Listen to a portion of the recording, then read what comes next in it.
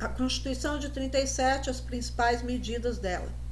O texto foi redigido na intenção de consolidar a imagem de Vargas como o protetor da nação e o pai dos pobres. A partir de 37 até 45, é assim que ele vai ser visto, né? Assim que vão construir a imagem dele, tá? Como o salvador da pátria. A Constituição foi apelidada de Apolaca, que eu já falei para vocês. E quais são as principais leis dessa Constituição, que é extremamente autoritária? Primeira coisa, concentração de poderes nas mãos do chefe de Estado. Quem é o chefe de Estado? É o próprio Vargas, tá? Então, o próprio presidente da República, no caso, era o Vargas. Então, está dizendo aí que ele vai ter os poderes concentrados em suas mãos, que ele vai poder governar através de decretos, tá? Então, fecha-se o Congresso por hora. Ampliação do mandato presidencial para 6 anos. Então, o mandato presidencial seria para 6 anos, não mais 4, tá? Fim da autonomia estadual. Tá? Acaba de novo aquele cargo de governador e cria-se o cargo de interventores. E quem que vai nomear aí os interventores? O próprio presidente Vargas. Então, está ocorrendo a chamada intervenção federal nos estados, né? Os estados já não têm mais autonomia, não existe mais eleições estaduais e os estados não podem mais tomar suas próprias decisões, tem que depender totalmente do governo central, tá? Que seria aí sob o comando de Vargas. Nomeação de interventores, que eu já falei para vocês, né? Vai ser feito pelo próprio Vargas, ele vai nomear quem ele quiser para cada governo de estado. E também vai poder demitir a hora que ele quisesse também, tá? Dissolveu todos os partidos, ou seja, ele mandou fechar todos os partidos políticos. O Brasil ficou sem partido, tá? Então todos os partidos ficam na ilegalidade.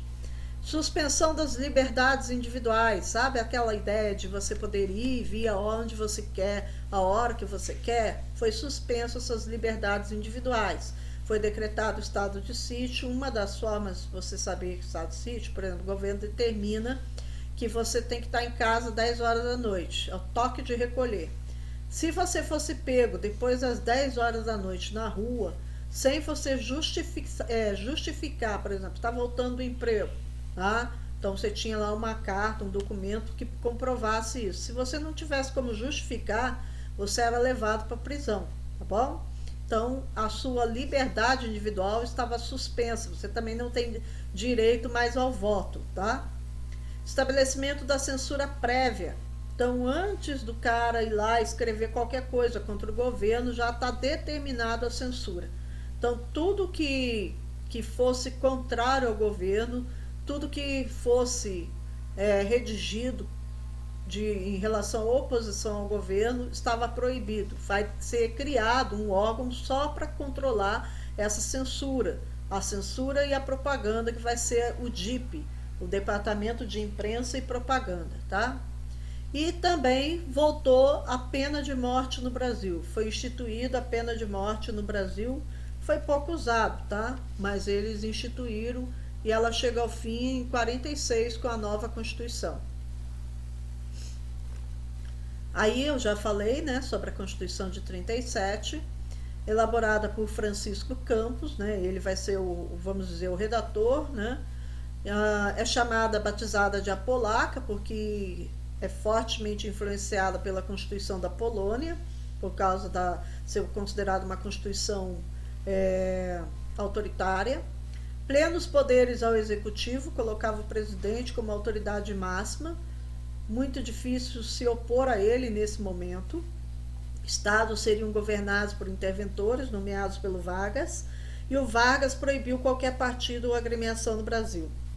O AIB também foi colocado na ilegalidade, foi lançado na clandestinidade, e eles tentam tomar o poder, tá? Eles vão partir para cima do Vargas, os integralistas, um grupo deles no Rio de Janeiro, vão invadir o Palácio do Catete, no momento que o Vargas se encontrava lá com a família dele.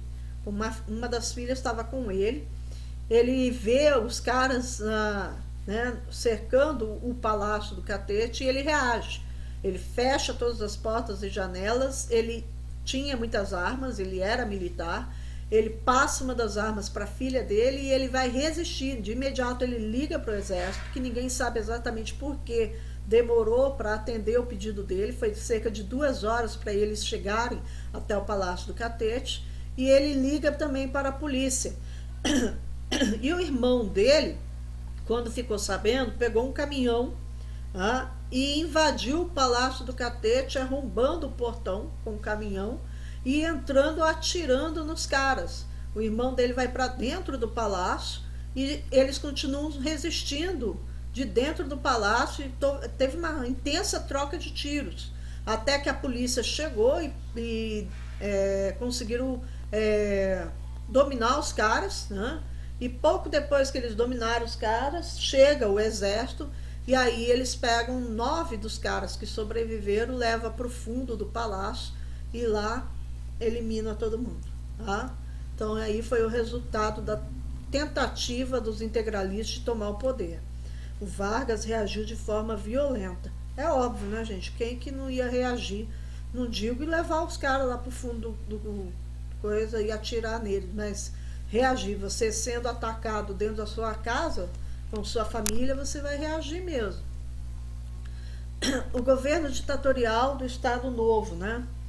É um governo bem autoritário, com inspiração fascista. O Vargas, ele era um simpatizante do fascismo, forte simpatizante, depois a gente vai falar sobre a Segunda Guerra Mundial, mas não se pode dizer que era um regime fascista, pois faltava o partido de massa. Isso eu falei para vocês durante a live, tá?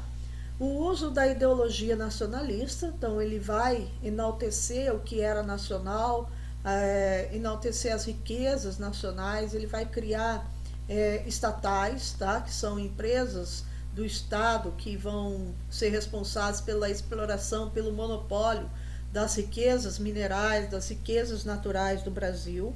Tá? Ele também vai construir, né, vai investir pesado na área da indústria, principalmente da indústria mais pesada, a indústria de base, né, que é a indústria de fabricação de aço. Olha que coisa interessante. Além dos países mais ricos, nenhum outro país fabricava aço. O Brasil vai ser o primeiro, né, fora aí vamos dizer, né, do círculo dos países ricos, que vai iniciar a sua produção de aço. Tá? Depois eu falo um pouquinho mais sobre isso. E ele vai usar o corporativismo. O corporativismo, gente, era uma ideologia fascista, né? O Mussolini adotou isso na Itália. O que significa corporativismo? É aquela relação, ou né, aquela, vamos dizer, interferência do Estado na relação entre patrão e empregado. Né? A sociedade, qual a visão do corporativismo para a sociedade? A sociedade não deveria organizar-se de acordo com filiações políticas, mas segundo áreas de atuação profissional, as corporações. Então, o que o Estado corporativista ele diz? A sociedade ela não pode se organizar com filiações políticas, ou seja, através de partidos políticos ou de ideias políticas, mas ela tem que se organizar através de atuação profissional. Então, ela tem uma profissão, ela se organiza ali dentro daquela sua profissão, né? Nas chamadas corporações. Seria instituída uma colaboração entre as classes sociais que deveria produzir harmonia social.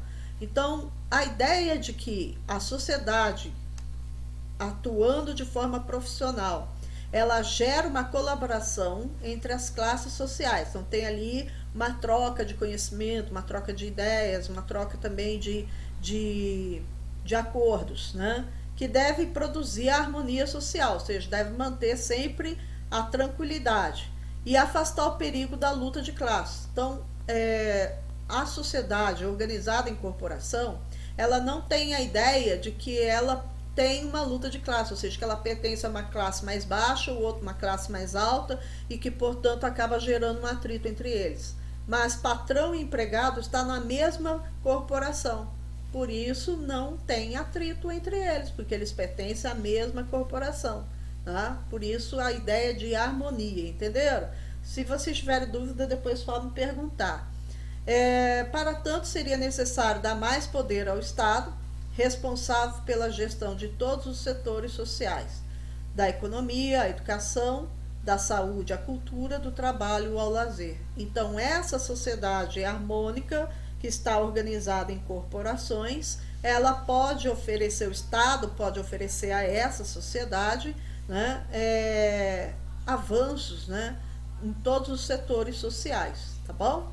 Então, se tiver dúvidas, só me perguntar. Trocando em miúdo, gente, no corporativismo, o Estado determina como o patrão e empregado têm que agir. Não tem que ter discussão. O Estado determinou, eles têm que atender. Ok? Paramos por aqui por causa da hora.